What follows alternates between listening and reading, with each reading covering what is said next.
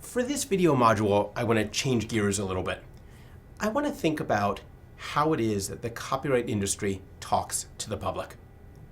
In my view, this is incredibly important. Copyright law is about hearts and minds. It's very hard for the law to actually be enforced. And we've all lived this, right? Piracy online, for instance. Very hard for courts and judges and juries and the mechanism of law to really move the needle there. What we need instead is we need people to believe that the rules are fair, that the rules ought to be followed, and then you can get widespread compliance. It won't be perfect. There will always people who want to cheat the system for fun or out of necessity. But if we can get people to think this is fair, this is appropriate, all of a sudden we've won the war without bringing out the lawyers and all the litigation. To some degree, copyright law is a lot like tax law in this way. Right? When you pay your income taxes every year, there's this threat that someone's going to read it and they're going to enforce the rules. But realistically, we know it is very rare that the government audits a tax return. They have very little ability to find things that you're doing. It's an honor system. It's a hearts and minds system. We got to convince you that you ought to do it. Yes, with the threat of punishment, extreme punishment in the background. And indeed, interestingly, in the tax system, there's very strategic use of public relations to try to get you to follow the rules. So if you notice, right around tax time every year, the IRS does a very public prosecution of someone of consequence. They pick a movie star, they pick a singer, they pick a politician, and they make sure that the front page of the newspaper says, even this famous person gets in trouble when they cheat on their taxes. The public relations move to try to put a little pressure on all of us to do the right thing. But taxes and copyright, both of these areas of law, are a lot about winning hearts and minds, a lot about public relations, about talking to the public and getting them to believe that they should follow these rules. And in this module, I want to think about that, because I think the copyright industry does that horribly. And I want to show you some of what they do. I want to contrast it to what the technology community does. And I think there's an important lesson here about how do you think about the public side of a legal confrontation. I want to start with my little token image of college students, because I want to make the point that I often make to my clients in the copyright industry, that you can't think of piracy and other forms of disobedience of the copyright system as if it's just some kids who want free stuff. Yeah, a little bit. It's some kids who want free stuff. But there's much more going on here. For one thing, these kids will grow up. So the views that they have as they're doing what they do in elementary school and grade school and college will inform the views they have when they're voters, the views they have when they're running companies, designing technology, when they're doing more important influential things. So even if it was just kids want free stuff, I'd be worried. But it's more than that. It's not just the self-serving, I want it free. There's a sense that it ought to be free. There's a sense that copyright law is wrong in some way. And I want to show you that, and then I want to talk about that, because that's why it's important to engage with the public. That's the thing you've got to be able to look in the eye and say, hey, it's not wrong. These are rules that are there for good reasons. Let's first take a look just to see that it is not just that people want things that are free. This is my favorite example along these lines. This is a website that was very popular for a time called Dig. And what Dig would do is it would allow you, if you saw something on the internet that you thought was pretty cool, you dig the blog post, the news article, whatever it is, if you saw something you thought was pretty cool, you could click on it, you could dig it, and if enough people clicked on it in that way, it would rise on this webpage. So that on the day I took this screenshot, apparently there was a story from Kid Rock that a lot of people thought was really cool, and so it was now highlighted on the page. And this is a way to organize, obviously the internet has a lot of information. This is a way of a group of people to start to identify stuff that might be truly interesting to them. Why am I looking at Dig? Well, one day on Dig, someone started to post the information you need to decrypt DVDs.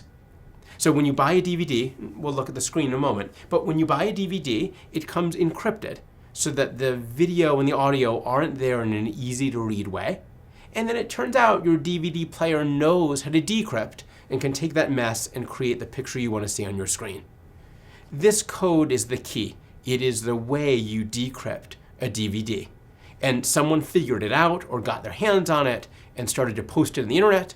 It got played up on Dig such that it was being featured on Dig. And here we are at 1 p.m.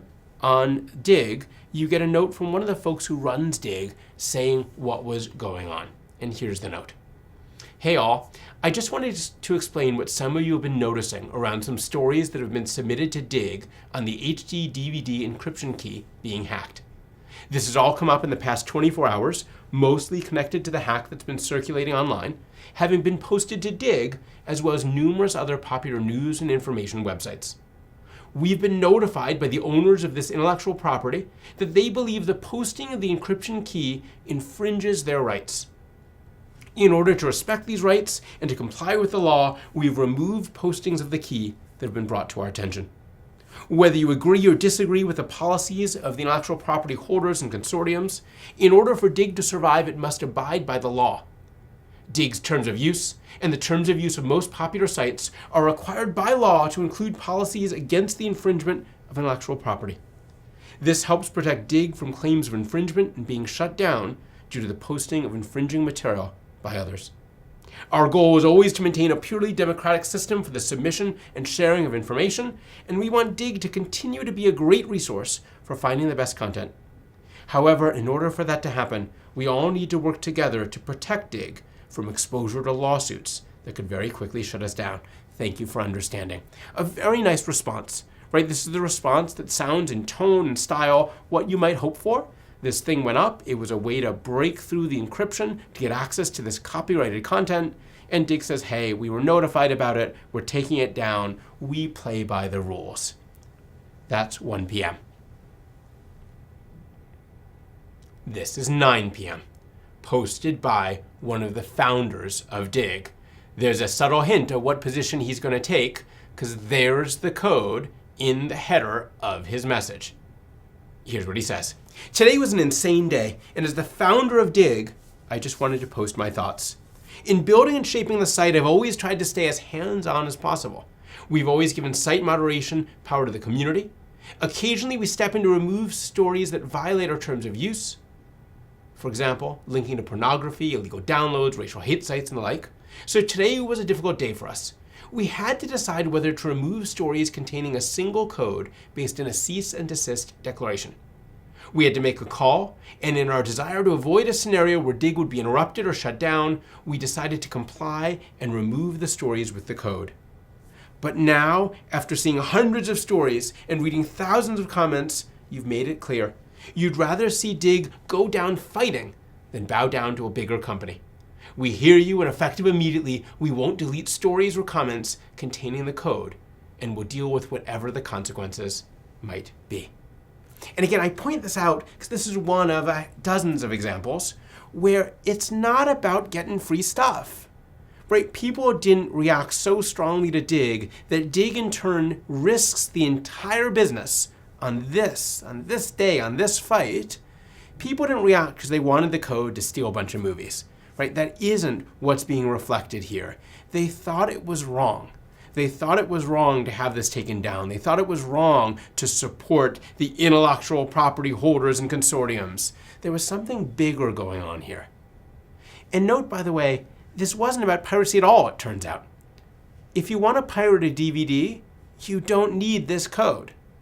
If you buy a DVD and it's scrambled, all you need to do is copy it verbatim. Because remember, DVD players know how to take scrambled DVDs and play them. That's what a DVD player does. It knows the code. So to steal a movie, you don't need to decode it. You take the same scrambled mess that's gibberish to me and gibberish to you, you literally copy it, and your copy will play in a DVD player. So this code, it turns out, wasn't even about infringement. The real fight, the real issue here is without the code, you can't make a DVD player. This is about deciding who gets to make DVD players, be it physical ones or be it digital ones that run on an operating system or on a device. This is a fight about who can make DVD players. It's not at all a fight about who can copy movies. But again, what I use this for is an example to make clear that the fight isn't just some kids want some free stuff. This is something more than that. This is a bigger fight for hearts and minds. Now I get it. It's hard to be popular as a copyright holder. First of all, you're often in the scenario where you're the big guy with a lot of money and you're fighting with some college student, some user who wants to do something. Right? It's a bad interaction. You're also often saying no. That's why these controversies erupt, for some reason that the copyright holder doesn't want the materials at that place or at that price. So there's definitely a built-in challenge here to winning hearts and minds. I get it. My point is, though, even with that challenge, we could be doing so much better engaging with the public. And that's what I want to show you.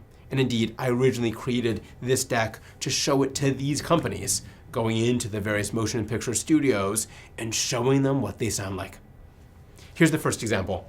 This is a fight that we've mentioned in prior videos between YouTube and Viacom over the YouTube's distribution of copyrighted material. So on YouTube, there's a whole bunch of video clips, some of which is the homemade stuff that people post themselves, fine. But a lot of it is professional content. It's a clip from Comedy Central that some user put up there. It's a clip from a Paramount movie that some user put up there. And that stuff, as you can well imagine, leads to litigation. So Viacom is the parent company for MTV, Paramount, BET, Comedy Central, and a few other holdings. And they filed a lawsuit against YouTube saying, hey, you guys are responsible for all of this copyright infringement that's on YouTube. I get it, you made a site for these amateur videos, but you well know that a lot of the videos on your site are not amateur. You indeed know that those get a ton of traffic, and you're leaving them up, and you're profiting from them, and you're not even lifting a finger to get rid of them. The lawsuit was to try to force Google, which owns YouTube, to go ahead and step up and take responsibility and clean up YouTube. And I'll tell you, as we stand here today, YouTube has changed, and there are many practices now it does do that were advocated in this litigation. That's a separate story for another day. What I want to focus on instead is the public part of this. When Viacom sued YouTube, they well knew that there would be public pushback. Right? This was some big copyright holder going after a very popular company, Google, for a very popular service, YouTube. There was going to be a lot of public response. People were going to be skeptical and so on. And so there was a public relations aspect to this to help people understand why it is this case is going on. It played out several times in the course of the litigation, but I want to take you to a particular moment. There was a moment in the case where Viacom had asked the court to release a bunch of documents. So as the case had gone on, a bunch of documents had gone to the court, including email traffic among the folks who founded YouTube and then the Google folks who were running YouTube. Tons of emails, and they were emails that were very incriminating for YouTube and Google. They said a lot of stuff that was embarrassing about, hey, we like infringement, we don't want to help copyright holders, hey, our best videos are these pirated videos. There was even an email saying, what are they going to do exactly? Let's say we put up a clip from Comedy Central. By the time their lawyers see it, and their lawyers call our lawyers, and we waste a little bit of time, and then we think about it, and then we take it down, it's been 2 weeks. And we've already gotten all the value we need in those 2 weeks anyway. There are a bunch of emails and discussions like this that Viacom asked the court to release to the public. Viacom thought this would be a really good way to win some hearts and minds, to show that YouTube knew what it was doing, they were laughing in favor of what they were doing, they were exploiting this. Viacom thought this would be a good thing for Viacom. Now, Viacom knew there was one bit of bad information that would come out also, which is that MTV in particular had uploaded content to YouTube. And of course they did. Right? This litigation ended up going on for 7, 8, 9 years. There's no way that MTV could sit out YouTube for all that time. YouTube was a really important force in their demographic. They needed to participate. But MTV did participate, which could be made to look bad, and especially the way MTV participated. So there was information that was going to be released that would show that MTV didn't just post things under the MTV account, saying, here's a video from MTV. they would upload things from accounts that were designed to look like amateurs. I'm a fan of MTV, and here's something I grabbed and am putting up on YouTube. MTV, as a marketing decision, wanted things to look like they came from users. And again, this made Viacom look bad. On the one hand, we're upset about this. On the other hand, one part of one of our companies is involved. But on balance, Viacom asked this stuff to be released. Interestingly, Google and YouTube said don't. The court said, nope, we're going to let it out. The public should have access to this. And it came out. This is a moment to be ready for, right? This is a moment that Viacom chooses. It's designed to influence the public. But watch how the various entities handle the moment. Here's what YouTube does. On the day this is all coming out, on YouTube's blog, Broadcasting Ourselves, they call it, the official YouTube blog, they came out and they wrote this. I'll just read you a piece of it, but listen for the tone. Listen for how they handled the public relations side. Around the globe, YouTube has become a metaphor for the democratizing power of the internet and information. YouTube gives unknown performers, filmmakers, and artists new ways to promote their work to a global audience and rise to a worldwide fame. It makes it possible for political candidates and elected officials to interact with the public in new ways, enables first-hand reporting from war zones, saves babies, rescues kittens caught in trees, right? They give you this whole, look how great YouTube is. Yet YouTube and sites like it will cease to exist in their current form if Viacom and others have their way in their lawsuits against YouTube. And then they go on and they tell their side of the story. They say it's hard to figure out what professional content looks like versus non-professional content, that they get a huge amount of videos uploaded every day, so it's hard to go through it just in terms of its quantity. They make their sympathetic story. They also are ready to go after Viacom and what Viacom did. Let's just pick up there in their post. Because content owners large and small use YouTube in so many different ways, determining a particular copyright holder's preference or a particular uploader's authority over a given video on YouTube is difficult at best. And in this case, it was made even harder by Viacom's own practices. For years, Viacom continuously and secretly uploaded its content to YouTube, even while publicly complaining about its presence there. It hired no fewer than 18 different marketing agencies to upload its content to the site. It deliberately roughed up the videos to make them look stolen or leaked. On and on. A very nice telling of their side of the substance, written in a blog form, even done in a human way, signed by a person. Zahava Levine, Chief Counsel of YouTube. Contrast that with what Viacom does. And remember, both companies knew this was happening, and Viacom asked for the information to be released. Viacom's statements. Totally different vibe. Cold, serious. YouTube was intentionally built in infringement, and there are countless internal YouTube communications demonstrating that YouTube's founders and its employees intended to profit from that infringement. By their own admission, the site contained truckloads of infringing content, and founder Steve Chen explained that YouTube needed to steal videos because these videos make our traffic soar. On and on, serious, intense tone. What do they say about the bad fact that they knew was coming about MTV? These facts are undisputed. The statements by Google regarding Viacom activities are merely red herrings and have no relevance on the legal facts of this case. Okay. Think about just how this plays out predictably. News reporters want to write stories about this. All the stuff comes out, all these emails. What are they going to say about the MTV fact? Google spun it. They gave them a nice discussion of why it was a problem. Because they did this, we didn't know what was legitimate, what was not. Google fed them the Viacom is two-faced theme. Google set up the stories great. Bloggers could run with it. News reporters could run with it. Viacom, it's a red herring. That's it. Nothing you could use to then dismantle it if you want to write about it or understand it. Nothing to see here, move along. Right? And the whole tone, if you think about how we would warmly step up if we were Viacom, I take it the communication ought to begin with something like, we hate the fact that we had to sue YouTube. We love YouTube just like you do. We love what it's able to do for political commentary, for cat videos, for amusement, for the kid videos. Love it. But we had to sue because they're doing nothing to solve what is also an obvious problem, that our stuff is showing up there all the time. It's competing with our own websites where we want to give the stuff away. It's competing with our own shows where we want you to come watch with us. And they're doing nothing. Indeed, they're making money on it. Indeed, they're celebrating it, they're knowing about it, and they're not helping at all. Right? There was a message to sell. This wasn't it.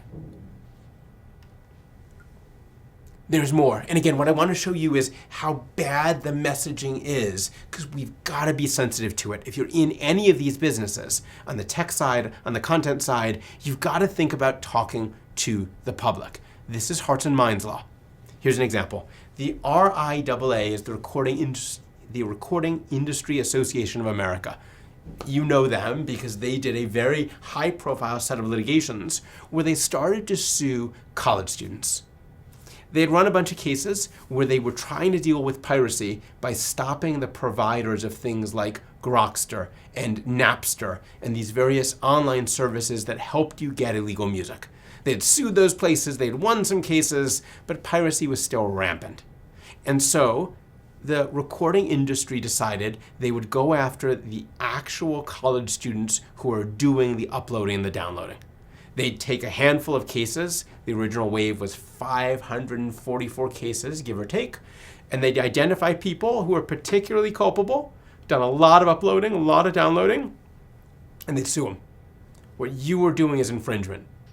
And they try to use that as a deterrent, which is to say the cases were public relations cases. These were cases where the point of suing wasn't to win against this person or that person. Maybe these little college students didn't have any money. The cases wouldn't generate any money regardless. You'd spend more on the lawyers than you'd ever get in return from the litigation. This was a public relations campaign. This was a way of standing up and saying, I know who you are. We can find you. We can call you out. Please stop. Don't think this is harmless. Don't think this is anonymous. Please stop. That was the whole point of the litigation. They brought a bunch of these cases in.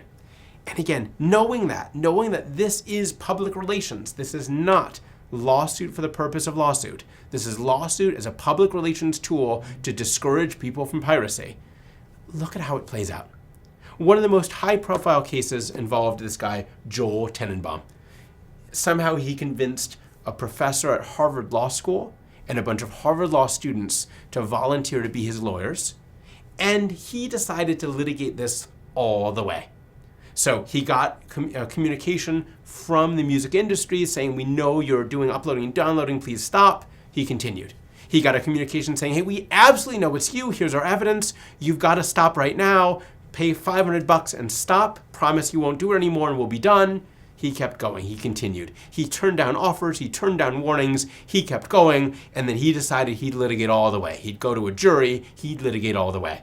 And again, he got a Harvard law professor and Harvard law students to step in and run the litigation for him. I want to point out to you, Tenenbaum was the dream target from the music industry's perspective because he came off like a jerk.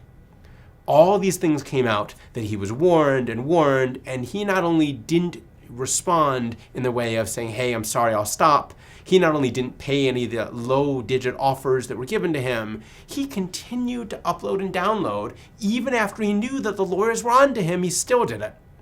He was a jerk throughout the litigation, right? Alienating people left and right. So during the litigation, there was, I think, 16 songs being focused on in this litigation. He uploaded those songs to the web and said, I want people to know which songs are in dispute, so I uploaded full copies so you could download and listen to the music we're fighting over.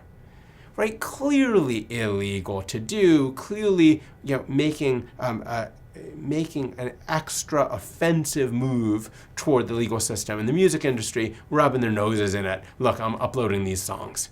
When it came time his deposition, so the formal legal moment where he has to come and sit down with all the lawyers, and the lawyers from the other side get to ask him questions, and it's on the record. They're taking a transcript, they're doing a video, it's evidence that will show up in court. He comes to the deposition in a baseball cap and sunglasses. And his own lawyers say, hey, you got to take off the baseball hat and the sunglasses. This is a very formal process. Let's be respectful. And he won't. Time and again, he just comes across horribly. Even at the trial, it turns out he goes on the witness stand and admits he's been lying all along. He had been saying, oh, it was my brother or my friend who did this. On the witness stand, he says, actually, it's all a lie. It was me. Not that we didn't know that. So he's a great target because he is not a sympathetic character at all. This was a dream for the public relations staff. They were going after a bad guy who came off badly. But again, watch how it plays out. Harvard makes a website. That's the one up on the screen. Joel fights back. And note even the fun. Joel, right? Not Joel Tenenbaum, not Joel fights back. They have a blog. They have a donate to the cause button. They have this friendly, there's Joel in red, all smiles with his team. This is, their public relations is, this is a nice kid. And they get lots of traction for that version of the story. Here's what the music industry does. Their public website, musings on the Tenenbaum case. Look even how they lay it out. Some facts in the Joel Tenenbaum case for those interested. Fact, fact, fact, fact, fact, fact, fact, fact, fact, fact. In marketing, we talk about brands having some sort of image or vibe with them. I say, hey, we're going to a party, Mountain Dew. You're picturing a pool party, happy, healthy people, everyone having a good time. I say, let's go to a party, there's going to be milk there. You think of grandma, you think of cookies. What is it that we're supposed to think off of fact, musings? It's just not good. Just to save the theme of missing the public engagement, ultimately Tenenbaum loses his case. And in all these cases, the juries repeatedly come back in favor of the music industry and against the accused infringers. Jury after jury after jury sides with the copyright holder and piles on, gives a huge number here, $675,000, big numbers in all these cases. Happened to Tenenbaum too. You get this verdict. If you're thinking, this is a fantastic moment now for the recording industry. Think about, let me tell you what they did. Let me tell you what I think they should have done. What they did is when they got this verdict, they went to Tenenbaum and they offered to settle the case. They said, hey, if you want to, we'll settle now. Give us a check for some fraction of this, $5,000, whatever it is, and we'll settle. They offered him to settle. He said, no. I stand on my principles, no. What should they have done? They should have dropped the case. You don't offer to settle. They didn't need Tenenbaum's $5,000. They didn't need his buy-in either. What they should have done is the moment they won, they should have unilaterally walked away. They should have then written the op-ed that would have gotten into the New York Times or the Wall Street Journal. They would have gotten a major podium, write the editorial that says, today we decided to drop our case against Tenenbaum. We never wanted to ruin his life. We never wanted it to go this far. He has not taken any of the outs that we've tried to offer him. And at this point, we are going to stop this because our purpose wasn't to ruin a young life. We did this only to make a point. We wanted people to realize this is harmful. We wanted people to realize this isn't an anonymous bad act. We wanted to just let people know that we really need you to transition over. We've got iTunes up and running, come buy the music. Spotify is on the way, go listen to music. There are plenty of legitimate ways to get music. We did these cases to try to move all of you to come and join us in funding and paying for this music. We didn't do it to mess up this kid's life. We don't want him to be in debt for the rest of his life. We didn't mean to have 7 years of legal work over this. Enough. If he's not mature enough to know when to walk away, we'll do it for him. We're fathers, we're brothers, we're sons also. We weren't looking to crush this kid, and so we leave. And note the difference. A well-executed public statement like that, it's great advertising for your message, right? The whole point of the case was to warn people and tell people and nudge people, do this legitimately. You'd get your message out in a way that makes you look like the good guy you are, I think. The point of this wasn't to get some money from Tenenbaum. He'll never write that check. And even if he does, who cares? That's dust. The point of this was public relations, and they had a moment to have a public relations impact, which they fumbled. Right? You don't offer settlement giving control to Tenenbaum. You impose it upon him, and you take the high road. It's like shooting fish in a barrel, but I want you to see how bad the content industry is at doing these public engagements. This is, I'll give you the bigger excerpt in a second. This is an excerpt of a document that NBC Universal filed publicly to try to influence some legislation. So you have a lot of opportunities in Congress to submit testimony when legislation's underway, and big companies get to do that all the time. NBC submitted testimony on a copyright bill. And they wanted to tell the story that, hey, we need this. This is important. And there's some themes they wanted to hit. Totally sensible themes. I want to show you what they said and where they went too far. And I'll note, this is signed by Rick Cotton, one of the top guys at NBC, and a really smart, capable guy. But look at what he puts his name to. They're talking about piracy. Piracy costs billions annually, workers, jobs, and so on. And right above where I've marked in my square, they make kind of some of the intuitive moves, right? They talk about, hey, this costs jobs, right? When you take a whole bunch of money out of the economy through piracy, we're not gonna make as many movies. That means we're spending less on actors and stagehands and technology and local restaurants. Great, you could tell a jobs story if you're talking to Congress. But then they keep going. These losses do not merely harm elite, wealthy enclaves of film producers in New York and Los Angeles. Because of our nation's economy, 2/3 of the lost earnings and lost jobs are in industries other than the motion picture production. For example, in the absence of movie piracy, video retailers would sell and rent more titles. Okay. Movie theaters would sell more tickets and popcorn. Okay. Corn growers would earn greater profits and buy more farm equipment.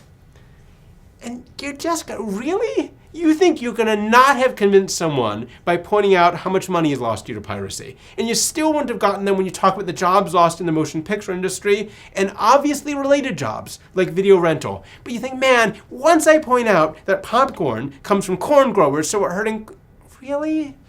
Couldn't be. And you can imagine that all the good arguments get lost. And once you sign your name to this sentence, corn growers, you should support us because corn growers would earn. That's the sentence that every news media picks up. That's the sentence that every blogger picks up. That becomes the message. Never should have been there. Right? If you didn't win on the strong points, stop, you didn't win. But once you pile on the one ridiculous overstated point, all of a sudden you lose control of the message.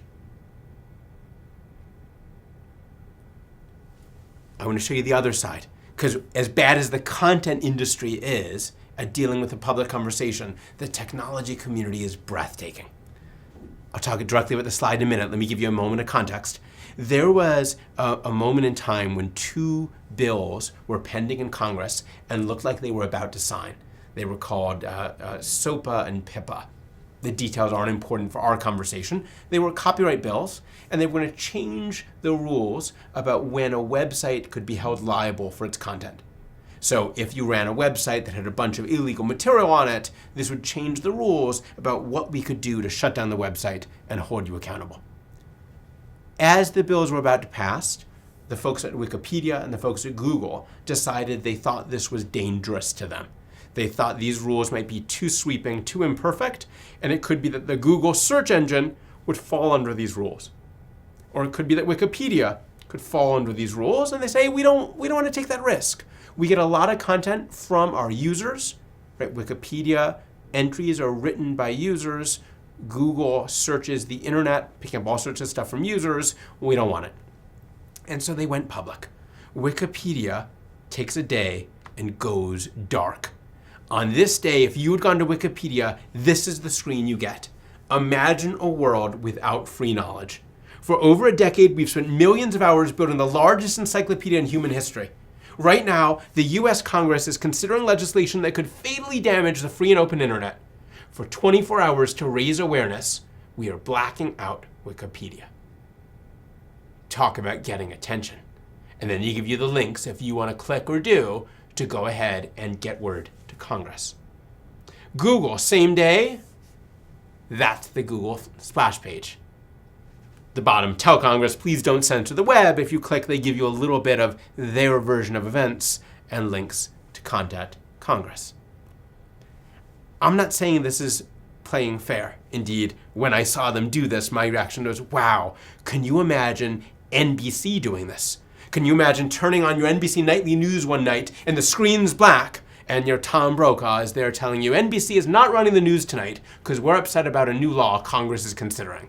I think, no way. We'd never let them get away with it. The government would come after them for abusing their privilege of being a broadcaster. The public sentiment would be against them and so on. I don't know if this is playing fair. Google and Wikipedia going dark to try to influence legislation this way. But what an effective communication. As they think about interacting with the public, what an effective way to do it to call attention to an issue they cared about. One last part to this story. After all of that, a couple months later, Paramount Pictures decided, hey, we've got a problem. So in this play out, what had happened is legislation was almost passed. Google and Wikipedia do their thing. Everyone in Congress runs. There's a huge public outcry. The bills are dropped, condemned, horrible backlash. Again, after a few months pass, Paramount decides, look, we need to start reaching out. We can't have everyone cheering for Google and Wikipedia and being against us. And they shouldn't be. We're Paramount Pictures. We make all these awesome properties that people actually love and bond with, characters they care about, they grow up watching our programs. We should also have a good relationship to the public. It's shocking that we don't. And so they did a bunch of things to try to reach out. The one I want to show you is their outreach to law schools. So one thing that happened during this fight is there was a letter signed by every law school professor who teaches copyright, but virtually one. In essence, almost everyone, except me, signs this letter saying, hey, these statutes are no good, we shouldn't do it. And that made the copyright industry nervous, because if all the law professors are against them, that means the law professors are teaching the law students possibly to also be against them. That made them nervous. They decided to reach out. And so they sent this letter to a large number of law school professors at major and minor universities wanting to reach out. And I'm just going to read you the letter. I think it's fantastic, but for one word. Let's see if just in reading it you can identify where the public relations failure kicks in. Here's one of the letters. This one went to Julie Cohen at Georgetown. Dear Professor Cohen, over the last few weeks, we at Paramount have been humbled by the strong public opposition to the proposed SOPA and PIPA legislation. The extent of the negative reaction surprised us, and it motivates this letter to you. We would like to come to Georgetown Law to talk with you, your colleagues, and your students about these and related issues. We would be happy to give a formal presentation followed by an open discussion period. Alternatively, we'd be happy to join for a session of an existing course or seminar. Either way, our goal would be to exchange ideas about content theft, its challenges, and possible ways to address it. We obviously think about these issues deeply on a daily basis, but as these last few weeks made painfully clear, we still have much to learn. We would love to come to campus and do exactly that. Can you reach out to me at the above email to talk about possible dates? Signed by the relevant person at Paramount. Fantastic public positioning, framing, except for theft. Our goal would be to exchange ideas about content theft. Really? Do you really think Julie Cohen talks about this as theft? That's how she thinks about it? Rather than the challenges of unauthorized distribution or maybe even piracy, maybe. But theft? And as you can imagine, this is Tech Dirt, one of many blogs that covers the copyright industry. They don't miss a beat. Here's their story the next day. Paramount wants to talk to students about how they're all thieves and then ask for ideas on what to do. Again, lots of examples to show. I use a version of this deck with a bunch more of examples with the studios and the various content companies to try to encourage them to recognize what I think is true, that copyright law is about hearts and minds. This is what's important. When you litigate against a Tenenbaum, it's about how you settle and what you say the day you settle. When you do any of these other copyright actions, a huge portion is about talking to the public. It's a great story, right? I believe this story. We need copyright law. These things are expensive. A motion picture costs a fortune to create. We're not making you pay for it. If you don't want to watch it, if it's not very good, don't.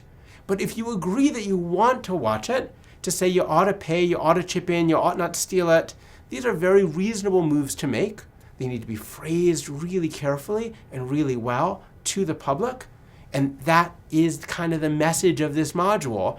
You got to think about, how do you engage with the public? What are you going to sound like? What are they going to think? Because it's hearts and minds. That's what copyright law is heavily about.